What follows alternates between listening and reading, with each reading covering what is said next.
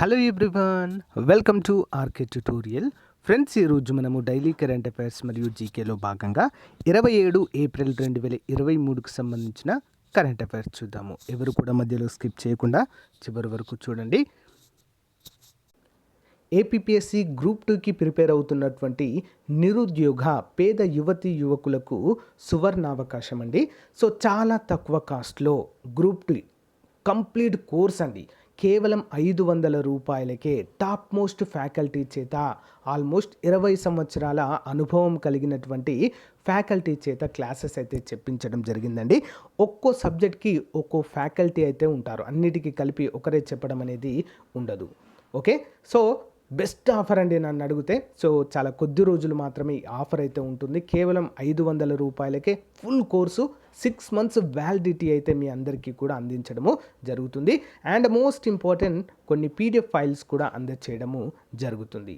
So వెంటనే course తీసుకోవాల్సిన పని లేదు. ముందుగా మీరు డెమో క్లాసెస్ చూడండి. డెమో క్లాసెస్ చూసి మీకు నచ్చితేనే తీసుకోండి.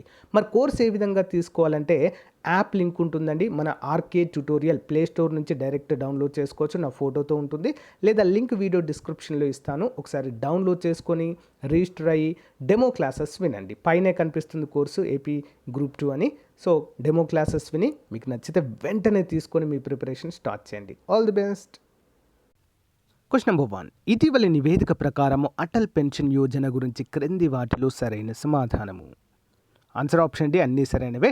ఈ పథకాన్ని 9 మే 2015 అండి, ఇది 25 పడింది, 2015లో ప్రారంభించడము జరిగింది. Important question. మార్చి 31, 2023 నాటికి అటల్ పెన్షన్ యోజనలో నమోదు చేసుకున్న వ్యక్తుల సంఖ్య 5.20 కోట్లను అధిగమించింది. 2022-23 ఆర్థిక సంవత్సరంలో 1.19 కోట్ల మంది చందాదారులు ఈ పథకంలో చేరడం అయితే జరిగింది ఈ యొక్క ఆర్థిక సంవత్సరంలోనే. సో అన్నీ కూడా సరైనవే. ఇటీవలి నివేదికలో మార్చి 31, 2023 నాటికి అటల్ పెన్షన్ యోజనలో నమోదు చేసుకున్న వ్యక్తుల సంఖ్య 5.20 కోట్లను అధిగమించింది. మరి అదేవిధంగా 2022-23 ఆర్థిక సంవత్సరంలో 1.19 కోట్ల మంది చందాదారులు ఈ పథకంలో చేరారు. ఈ పథకం ఎప్పుడు స్టార్ట్ అయింది అనేది మోస్ట్ ఇంపార్టెంట్ డేట్ గుర్తుంచుకోవాలి. ఓకే, ఇది 20% కంటే ఎక్కువ వృద్ధి చెందింది. గత ఆర్థిక సంవత్సరంలో 99 లక్షలతో పోలిస్తే ఈ పథకం నిర్వహణలో 1 లక్ష కంటే ఎక్కువ ఆస్తులు కూడబెట్టడం జరిగింది. 27,200 కోట్లు మరియు దాని ప్రారంభం నుంచి 8.69% పెట్టుబడి రాబడిని అందించింది. అటల్ పెన్షన్ యోజన 5.20 కోట్ల నమోదులను అధిగమించిన విషయం తెలిసిందే. మరి ప్రభుత్వ రంగ బ్యాంకులలో 9 బ్యాంకులు తమ వార్షిక లక్ష్యాలను చేరుకోగా bank of India, state bank of India మరియు ఇండియన్ బ్యాంక్ ఒక్కో శాఖకు 100 కంటే ఎక్కువ అటల్ పెన్షన్ యోజన ఖాతాలను నమోదు చేయగలిగినట్లుగా ఇక్కడ తెలియజేశారు. Next one. భారత ప్రభుత్వము మినీ రత్న కేటగిరీ నుంచి నవరత్న జాబితాలోనికి చేర్చిన భారత ప్రభుత్వ రంగ సంస్థ ఏది? Option A central public sector enterprise, CPSE అంటారు దీన్ని. భారత ప్రభుత్వము మినీ రత్న కేటగిరీ నుంచి నవరత్న సెంట్రల్ పబ్లిక్ సెక్టార్ ఎంటర్ప్రైజ్కి తన హోదాను అప్గ్రేడ్ చేయడంతో ప్రభుత్వం యాజమాన్యంలోని railway company rail Vikas Nigam limited దృష్టి సారించింది. ఆర్వీఎన్ఎల్ని అప్గ్రేడ్ చేయాలనే నిర్ణయాన్ని ఆర్థిక మంత్రి ఆమోదించారు. మరియు ఇది ఏప్రిల్ 26, 2023 నుంచి అమలు చేయబడుతుంది అన్నట్లుగా తెలుస్తుంది. ఓకేనా, ఇంపార్టెంట్ అండి. సో ఆర్వీఎన్ఎల్ రైల్వే మంత్రిత్వ శాఖ పరిధిలోని మినీ క్యాబ్ కంపెనీ. ఇది 19,381 కోట్ల వార్షిక టర్నోవర్ మరియు 2021-22 సంవత్సరానికి 1,087 కోట్ల నికర లాభము. ఈ దేశంలోని సిపిఎస్సిలలో 13వ నవరత్న కంపెనీగా అవతరించినట్లుగా తెలుస్తుంది. RVNL company important. ఆర్వీఎన్ఎల్ అనేది దీనిలో భాగం అండి, సెంట్రల్ పబ్లిక్ సెక్టార్ ఎంటర్ప్రైజ్లో భాగంగా దీన్ని అయితే చెప్పుకోవచ్చు. Railway company rail Vikas Nigam limited. Important question. Next one. 2023 అక్టోబర్లో నిర్వహించే జాతీయ క్రీడల ప్రారంభోత్సవం ప్రధాని నరేంద్ర మోదీ ఏ రాష్ట్రంలో ప్రారంభిస్తారు? Important question. ఆప్షన్ డి అండి, గోవా. 2023 అక్టోబర్ గోవాలో జాతీయ క్రీడలను ప్రధాని నరేంద్ర మోదీ ప్రారంభిస్తారని గోవా ముఖ్యమంత్రి ప్రమోద్ సావంత్ ప్రకటించారు. సావంత్, రాష్ట్ర క్రీడల మంత్రి గోవింద్ గౌడ్, భారత ఒలింపిక్ సంఘం చైర్పర్సన్ పిటి ఉషా మధ్య జరిగిన సమావేశం అనంతరము ఈ ప్రకటన వెలువడింది. సంఘటన: ప్రారంభ తేదీ మరియు వేదిక. సావంత్ ప్రకారం ప్రారంభోత్సవ వేడుకలను తాత్కాలికంగా అక్టోబర్ 23 లేదా 24 తేదీలలో ప్రధానమంత్రి అందుబాటులో ఉన్న దానిపై ఆధారపడి ఉంటుంది. దక్షిణ గోవా జిల్లా పటోర్డాలోని జవహర్ లాల్ నెహ్రూ స్టేడియంలో ఈ వేడుక జరగబోతున్నట్లుగా తెలియజేశారు. నెక్స్ట్ వన్, పశ్చిమాసియా, సార్క్, ఆసియన్, ఆఫ్రికా ప్రాంతాల నుంచి ప్రతినిధులు పాల్గొన్న one earth one health advantage health care India 2023 సదస్సును ఇటీవల ప్రధాని ఎక్కడ ప్రారంభించారు? ఆప్షన్ బి అండి, న్యూఢిల్లీ. న్యూఢిల్లీలోని ప్రగతి మైదాన్లో one earth one health advantage health care India 2023 సదస్సు మరి వీడియో కాన్ఫరెన్స్ ద్వారా ప్రధాని నరేంద్ర మోదీ ప్రారంభించి ప్రసంగించారు. ఈ సదస్సుకు ప్రపంచవ్యాప్తంగా ఉన్న ఆరోగ్య మంత్రులతో పాటు పశ్చిమాసియా, సార్క్, ఆసియన్, ఆఫ్రికా ప్రాంతాల నుంచి ప్రతినిధులు హాజరయ్యారు. తన ప్రసంగంలో పీఎం మోదీ సంపూర్ణ ఆరోగ్య సంరక్షణ మరియు మానవ శ్రేయస్సు కోసము ఆరోగ్యకరమైన పర్యావరణ వ్యవస్థ యొక్క ప్రాముఖ్యతను నొక్కి చెప్పారు. నెక్స్ట్ వన్, ఇటీవల రామన్ మగసేసే అవార్డు అందుకున్న ప్రఖ్యాత ఆధ్యాత్మిక గురువు ఎవరు? ఆప్షన్ సి, ఎవరండి? దలైలామా. 64 ఏళ్ల నిరీక్షణ తర్వాత రామన్ మగసేసే అవార్డు ఫౌండేషన్ సభ్యులు దలైలామాకు వ్యక్తిగతంగా 1959 రామన్ మగసేసే అవార్డును ఆయన నివాసంలో అందజేశారు. వారి సంస్కృతి మరియు జీవన విధానానికి పునాదిగా పనిచేసే వారి పవిత్రమైన మతాన్ని కాపాడుకోవడంలో టిబెటన్ కమ్యూనిటీ యొక్క సాహసోపేత పోరాటానికి అసాధారణమైన నాయకత్వం వహించినందుకు ఆధ్యాత్మిక నాయకుడికి ఈ అవార్డు లభించిన మొదటి అంతర్జాతీయ గుర్తింపు.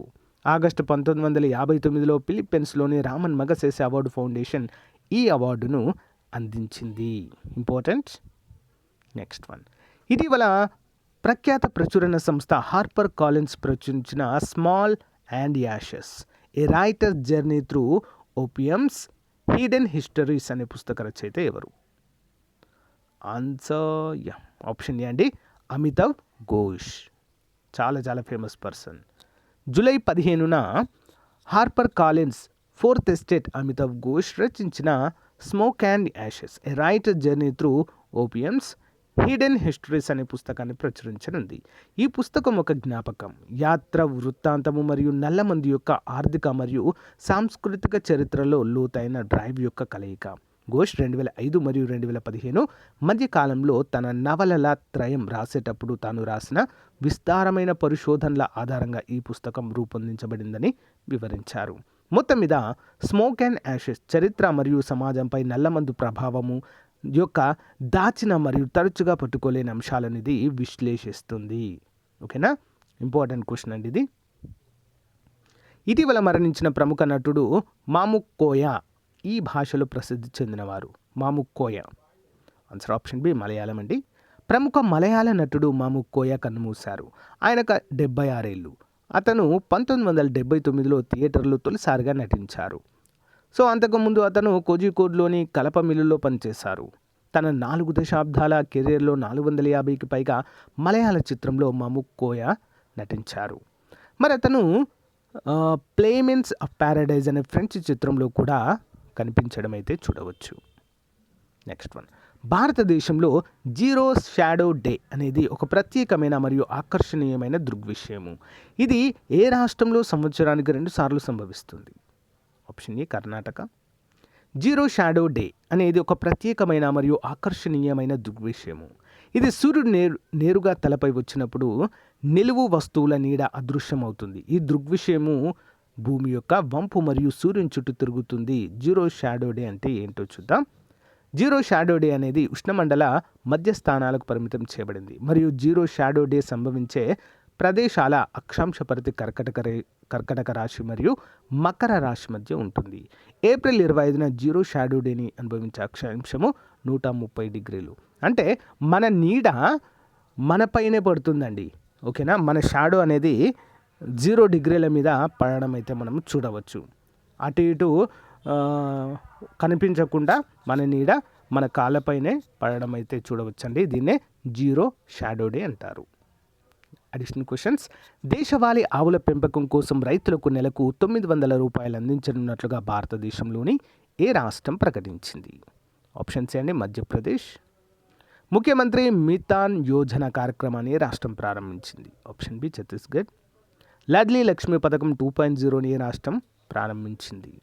ఆన్సర్ ఆప్షన్ ఏ అండి మధ్యప్రదేశ్. ఇందిరాగాంధీ షహరీ రోజ్గార్ గ్యారంటీ యోజనని ఏ రాష్ట్రం అమలు చేస్తుంది? Option A Rajasthan. ప్రధానమంత్రి ఉపాధి కల్పన కార్యక్రమం ఏ సంవత్సరం వరకు పొడిగించబడింది? ఆప్షన్ సి 2025 నుంచి 26 వరకు. రైతు నమోదు లేదా యూనిఫైడ్ బెనిఫిషియరీ ఇన్ఫర్మేషన్ సిస్టమ్ సాఫ్ట్వేర్ను ఏ రాష్ట్రం లేదా యూనియన్ టెరిటరీ ప్రారంభించింది? Option C Karnataka. Global Findex database 2021ని ఏ సంస్థ విడుదల చేసింది? ఆప్షన్ బి అండి ప్రపంచ బ్యాంక్. కేంద్రం యొక్క నూతన విద్యా విధానాన్ని ప్రీ ప్రైమరీ స్థాయిలో అమలు చేసిన మొదటి రాష్ట్రము? Option C Uttarakhand. న్యాయమిత్ర కార్యక్రమం ఏ సంవత్సరంలో ప్రారంభించబడింది? Nyayamitra option C 2017. ముఖ్యమంత్రి equal education relief assistance and grants Chirag కార్యక్రమాన్ని ఏ రాష్ట్రం ప్రారంభించింది? Option C Haryana. Daily GK question series. కంప్యూటర్లకు సంబంధించి క్రింది వాటిలో సరైన వాటిని గుర్తించండి. ఆన్సర్ ఆప్షన్ సి అండి సి మరియు బి మాత్రమే. సి ఏముంది? ఇన్పుట్, అవుట్పుట్ మరియు ప్రాసెసింగ్ ఉపకరణాలన్నింటినీ కలిపి కంప్యూటర్ వ్యవస్థగా పరిగణిస్తారు. ప్రపంచపు తొలి గణనా యంత్రంగా నెపియర్ పట్టికలను పేర్కొంటారు. ఓకేనా? సి మరియు బి అండి. ఇది ప్రధానంగా గణనలు చేయడానికి ఉపయోగపడే ఎలక్ట్రానిక్ మరియు యాంత్రిక ఉపకరణము. ఓకే, బి మరియు సి మాత్రమే సరైనవిగా చెప్పుకోవచ్చు. Okay, next one. అబాకస్ ద్వారా చేయగల గణనలు ఏంటి? అబాకస్ ఆప్షన్ సి ఏ మరియు బి అండి. సంకలనము మరియు వ్యవకలనము, కూడికలు తీసివేతలు చేయవచ్చు అనే అర్థము. మూడవది, రిచర్డ్స్ ఫెర్మాన్ రూపొందించిన క్వాంటమ్ కంప్యూటర్ మానవ మెదడులో అత్యంత వేగంగా పనిచేయగలదు. ఆర్, సాంప్రదాయ కంప్యూటర్లకు భిన్నంగా ఇది క్వాంటమ్ మెకానిక్స్ ఆధారంగా పనిచేస్తుంది. ఏది సరైనది మరి అని చూసినట్లయితే ఆప్షన్ ఏ అండి. ఏ మరియు ఆర్ సత్యం. ఏ అనేది ఆర్కు సరైన వివరణగా చెప్పుకోవచ్చు. రెండు సరైనవే. క్రింది వాటిలో సరిగా విస్తరించబడిన దానిని గుర్తించండి. Incorrect abbreviation. Option B EDSAC expandable delay storage automatic calculator అనేది తప్పు. యూనివాక్ అనే యూనివర్సల్ అడ్వాన్స్ కంప్యూటర్. ఇనాక్ అంటే electronic numerical integrator and calculator. FLOPS floating point operations per second. మొదటి తరం కంప్యూటర్లు జాబితాకు చెందినవి. డాష్ జాబితాకు. దేనికండి? ఆప్షన్ బి అండి PDP-8 జాబితాకు చెందినవి. సైన్స్ అండ్ టెక్నాలజీలో భాగంగా ఈ క్వశ్చన్స్ అండి. క్రే 1కు సంబంధించి క్రింది వాటిలో సరైన వాటిని గుర్తించండి. ఆన్సర్ ఆప్షన్ డి అండి. ABCD అన్నీ సరైనవే. చూద్దాం. ఇది ప్రపంచపు తొలి సూపర్ కంప్యూటర్ క్రే 1 అనేది. దీనిని సేమియర్ ఆర్ ఆవిష్కరించారు. దీనిని 1976లో లాస్ అలమోస్ నేషనల్ ల్యాబొరేటరీలో స్థాపించారు. దీని సామర్థ్యం 160 మెగా ప్లాప్స్. యూనికోడ్కి సంబంధించి క్రింది వాటిలో సరైన వాటిని గుర్తించండి. యూనికోడ్ సరైన సమాధానము ఆప్షన్ డి అండి. ABC మాత్రమే సరైనవండి. చూద్దాం. దీనిని 1991లో రూపొందించారు. యూనికోడ్స్ దత్తాంశంలోని ప్రతి అక్షరానికి 16 బిట్ల సాంకేతిక రూపంలో ప్రాతినిధ్య పరుస్తుంది. ఆంగ్లేతర అక్షరాలకు సైతం ప్రాతినిధ్యము కల్పించడం దీని ప్రత్యేకత. Next one. ఆధునిక పరిభాషలో బిగ్ డేటాకు సంబంధించి క్రింది వాక్యాలలో సరైనది అని గుర్తించండి. బిగ్ డేటా అంటే ఏంటి? ఆన్సర్ ABCD అన్ని సరైనవి. చూద్దాం. బిగ్ డేటా అంటే ఏదైనా సమాచార వనరు నుంచి పెద్ద మొత్తంలో సేకరించబడిన దత్తాంశము. ఈ దత్తాంశాన్ని సాంప్రదాయ RDBMS సాధనాల ద్వారా నిర్వహించడం జరుగుతుంది. ఎల్లవేళలా దీన్ని ప్రాసెస్ చేయలేము. అనువైన సమాచారం రాబట్టడం కష్టతరం అవుతుంది. అన్నీ సరైనవే. RDBMS విస్తృత రూపం option A relational database management system. Next one చివరిది. National institute of electronics and information టెక్నాలజీకి సంబంధించి సరికాని వాక్యము. సరికానిది బి సరికానిది అటండి. దీనిని నవంబర్ 9, 1994 ప్రారంభించారు. బి అనే తప్పు. గతంలో దీనిని DOEACCగా వ్యవహరించారు. ఐటీ రంగంలో మానవ వనరులకు శిక్షణ, అభివృద్ధి కార్యక్రమాలు, సామర్థ్య నిర్మాణంలో నిమగ్నమైన సంస్థగా దీన్ని చెప్పుకోవచ్చు. సో గైస్, ఇది ఈ రోజుకు సంబంధించిన కరెంట్ అఫైర్స్ క్లాస్. రెగ్యులర్గా కరెంట్ అఫైర్స్ అయితే మన ఛానల్లో ఉంటాయి, ఫాలో అవ్వండి. Thank you guys, thank you for support. By.